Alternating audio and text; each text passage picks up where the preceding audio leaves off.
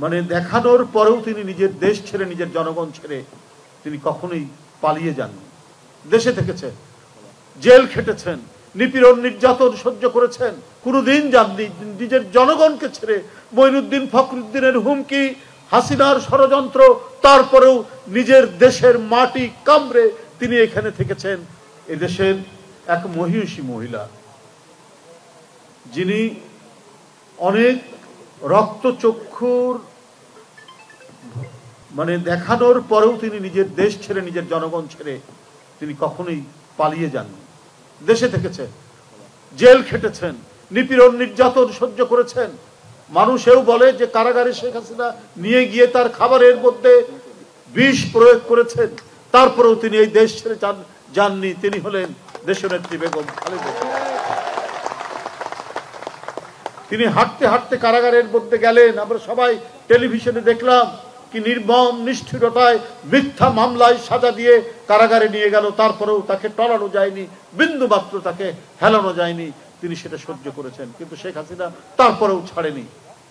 কারণ এই দেশটাকে সে তার পৈতৃক সম্পত্তি মনে করত, এই দেশটার সমস্ত কিছু তার নিজের সম্পদ মনে করত, ব্যক্তিগত ব্যবহারের সম্পদ মনে করত, জনগণের টাকাকে নিজের টাকা মনে করত।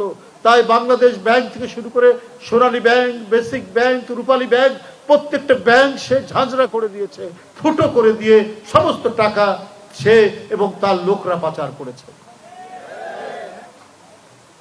এবং সেই নিরাপদে হরিলুট করার জন্য, জনগণের টাকা আত্মসাৎ করার জন্যই সে মনে করেছে তার পথের কাঁটা বোধহয় বেগম খালেদা জিয়া।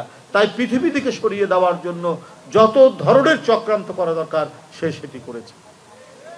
হেঁটে হেঁটে কারাগারের ভিতরে গেলেন, ফিরে আসলেন হুইল চেয়ারে। দিনের পর দিন তাকে হাসপাতালে কাটাতে হচ্ছে। বন্ধুরা, গতকাল থেকে আমরা শুনছি তার অবস্থা আশঙ্কাজনক। আপনারা প্রত্যেকেই আল্লাহর কাছে দোয়া করবেন। আমাদের এই নেত্রী, তিনি আমাদের গণতন্ত্রের নিরাপত্তা, আমাদের স্বাধীনতার নিরাপত্তা, আমাদের সার্বভৌমত্বের নিরাপত্তা, জনগণের সকল অধিকারের নিরাপত্তা। যে নেত্রী এই দেশকে ছেড়ে কোনোদিন যাননি, নিজের জনগণকে ছেড়ে। মঈনুদ্দিন ফখরুদ্দিনের হুমকি, হাসিনার ষড়যন্ত্র, তারপরেও নিজের দেশের মাটি কামড়ে তিনি এখানে থেকেছেন। আল্লাহ যেন তাকে সুস্থ করেন, এই দোয়া আপনারা করবেন। আমিন। সংগ্রামী ভাই ও বোনেরা, আজকে 15-16 বছর কি নিপীড়ন নির্যাতন করেছেন এই নেত্রীকে।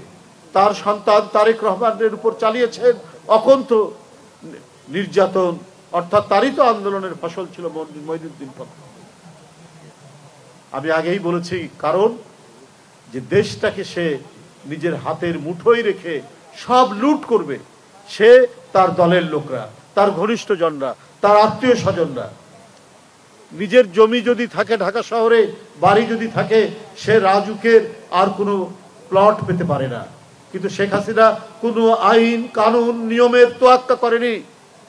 তার সুধা সদন তার বাড়ি, তারপরেও সে তার ছেলের নামে, তার মেয়ের নামে, তার ভাগনার নামে, তার ভাগ্নির নামে, আত্মীয় স্বজনের নামে 60 কাঠা জায়গা নিয়েছেন পূর্বাচলে।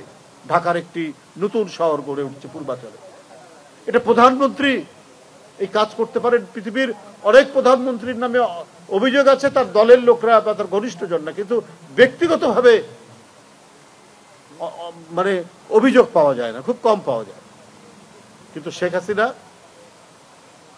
একদিকে বিরোধী দলকে হত্যা করছেন, নিরুদ্দেশ করে দিচ্ছেন, গুম করে দিচ্ছেন,